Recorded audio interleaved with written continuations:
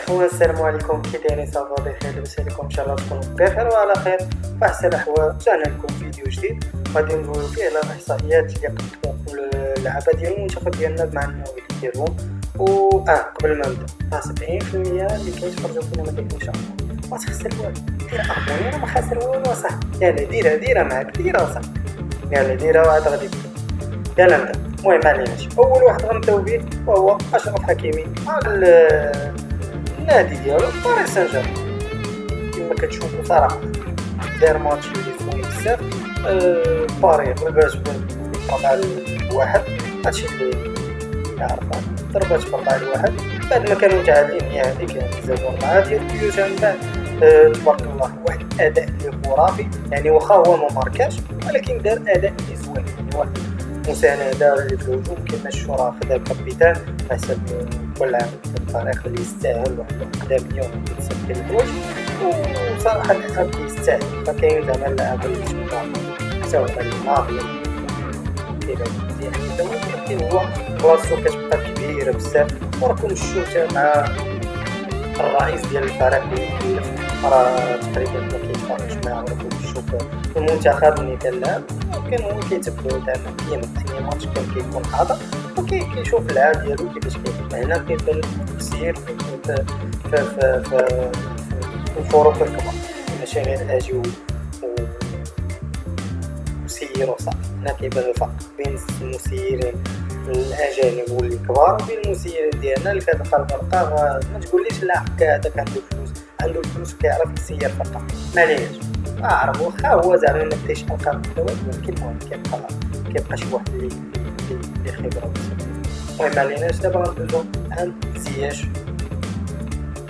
زياش صراحه لعاب اللي هبط الاداء ديالو شي كبير زعما ما فهمتش. يعني حتى المدرب راه واحد قالها في الانترفيو ديالو، قال لك سيدي هذا غنقص المستوى ديالو بشكل كبير، ما بقاش يعني اختيارات اللي غنعول عليهم. ولكن المهم اول ماتش لعبو مع غالاتاسراي راه جلس اختيار، يعني ما شاركش في الماتش بصفه نهائيه. الاختيارات ديال المدرب واش بصح هو ناقص المستوى ديالو ولا داكشي ما عرفناش. يعني على الاقل يجربوا 30 دقيقه ولا شي حاجه يجرب فيها اللعاب ويشوف كسا واش انه قادر ماتشات الكبار ولا صافي. هادي تخلى عليه وبانوا اختياراتهم.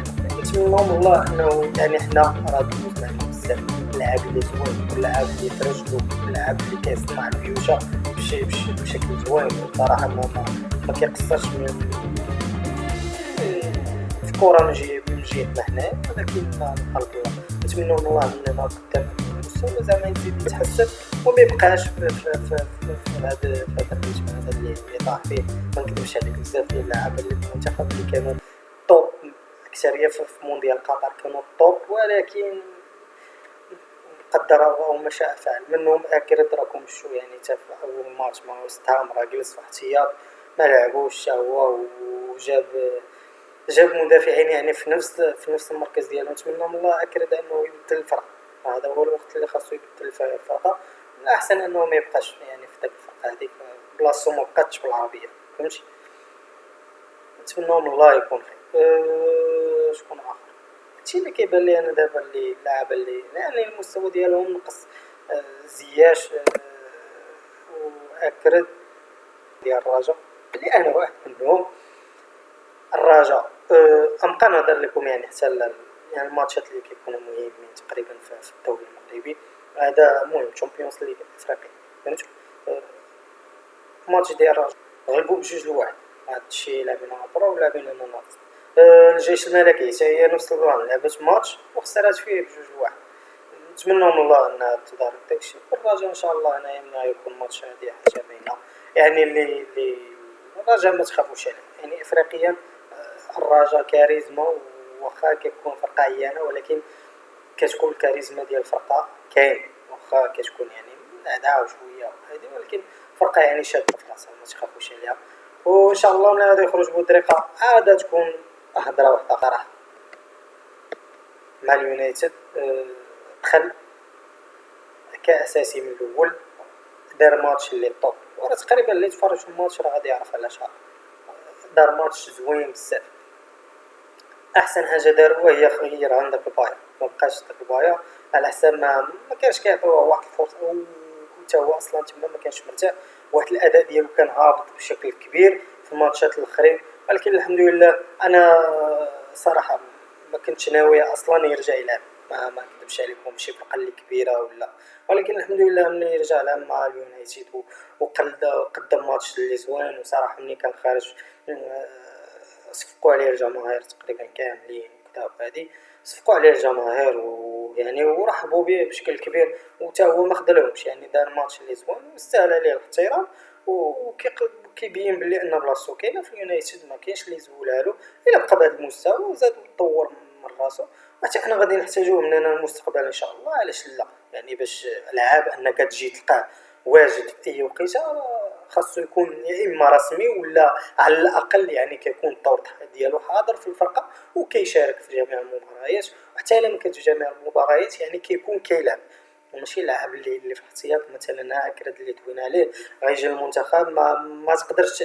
حنا عارفينو كيفاش داير، عارفينو مدافع اللي كبير ويستحق بلاصتو في المنتخب، ما نحيدها له حتى شي واحد. ولكن راه ملي كتبقى جالس في واحد الفرقه اللي بزاف راه كيطيح النيفو ديالك وكتلقى مشكل حتى مع المنتخب ديالك. وحنا على اقبال في كاس افريقيا 25 وكاس العالم 26 وكاس العالم 2030 لا كان غادي يبقى حاضر معنا. فهمتوا يعني خاص اللاعب تكون عنده واحد التجربه وعنده واحد الحضور مع الفريق ديالو باش يقدر يعاون المنتخب ديالو في جميع المسابقات. دابا غادي ندوزو لعند اخنوس وشكون الاخر المهم وادي ولا ما عرفتش داك مدافع اليسار اللي صراحه اللي كان مع المنتخب داك واحد المجهود اللي كبير. كنت كنقولها لكم داك السيد راه ما دوا عليه حتى شي واحد، راه كان شي حاجه اللي زوينه في المنتخب اولمبي. المهم داروا ماتش اللي زوين، خنوس حتى هو دار ماتش زوين صراحه. لعبوا كره زوينه. تفرجت الماتش كامل، تفرجت انا غير في ملخص وكذا وهذه يعني باش نقدم لكم المعلومه ونعطيكم زعما النهايه ديال شنو كان زعما والاداء ديال اللعابه ديالنا كيفاش كان. صراحه كان الاداء اللي زوين وغلبت الفرقه ديالو بجوج لواحد، وكان عنده واحد الاسيست يعني في المقابله. ماتش صراحه محترم ودار ماتش زوين. خنوس لاعب اللي زوين، هذا هو المدافع اللي كان مع المنتخب وهذا هو صيد له بينالتي وقيل ما عرفتش هو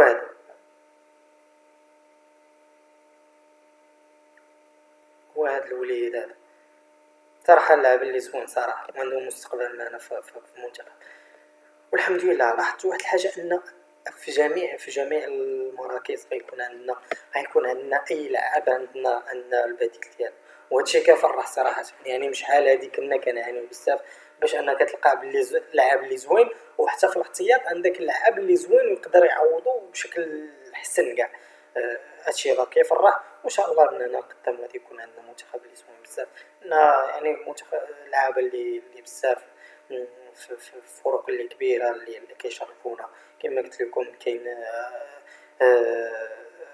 حكيمي هذا لا طرا عليه، كاين خنوسه مع فرق اللي كيطلع فيها فهمتي، اللي كيبذل واحد المجهود اللي كيتدرب واللي كيبان فيها بشكل اكثر.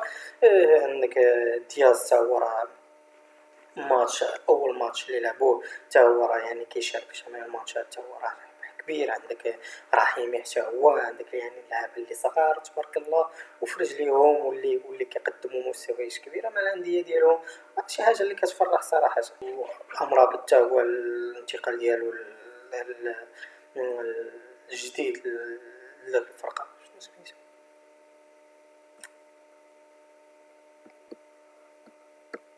الانتقال تاع امرابط، يعني الانتقال ديالو لفيرونتينا يعني كيدير ماتشات اللي كبار تبارك الله على هو الصابيري. تقريبا عندهم الوسط مغربي 100%. عندهم كيلعبوا زعما يعني رسميين ماشي احتياط ولا شي حاجه، يعني كيقدموا مستويات الكبيره. تقريبا اللعابه كاملين ديال المنتخب كيشاركوا مع الفرق ديالهم وكيقدموا ماتشات اللي زوينين بزاف. نصير يعني مع الفرقه ديالو جديده راه دار ماتش اللي كبير تبارك الله واخا ما ماركاش، ولكن يعني التقييم ديالو دا 7/3. 7.3 يعني تقييم اللي زوين. كما قلت لكم عندنا لعابة اللي شاركوا مع المنتخب مع الفرق ديالهم، يعني داروا اداء اللي كبير، منهم حكيمي، ماتش كبير. دياز يعني في اول ماتش ديالو يعني شارك في بلاصه ديال مبابي وداو سوبر. عندكم امرابط حتى هو تبارك الله ما شاء الله زلزولي واخا ما شاركش في الماتش الاول. كاين بحال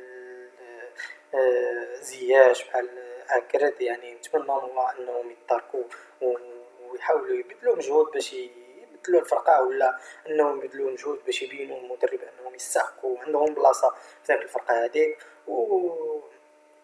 وكما قلت لكم عندنا لعابه ما نساوش الشابون عاوتاني الاداء الخرافي اللي قدم مع الفرقه ديالو الهلال، 6 بيناتيات وحمق ليا بنادم تما يرقم شو رونالدو بقى حل فمو. لعابه اللي تبارك الله ما شاء الله يعني كبار، مزراوي مع اليونايتد. شي حاجه اللي كتعطي افتخار. عندنا منتخب اللي كبير، منتخب اللي عنده فرقه اللي كتلعب بها فرق عالميه ما شاء الله، يعني واحد التركيبه بشريه رهيبه ما شاء الله. يعني نتمنى من الله اننا نستغلوها بشكل جيد في المناسبات الجايين، ونتمنى من الله اننا ما نطيحوش في نفس الاخطاء ديال شحال هادي، اننا نتغاضاو على بزاف ديال الحوايج اللي يستاهل. خصو يكون المنتخب اللي ما يستاهلش ما يكونش. حتى انا نقدر نقول لكم وصلنا لنهايه الفيديو ديالنا. كما قلت لكم ما نساوش تجيهم كومونتير سبسكرايب باش كتعاونوني في نفس الوقت اخوتي. حتى اخر حاجه نسالو بها الفيديو ديالنا، وهي الصلاه والسلام على حبيب صلى الله عليه وسلم، وتهلاو في راسكم.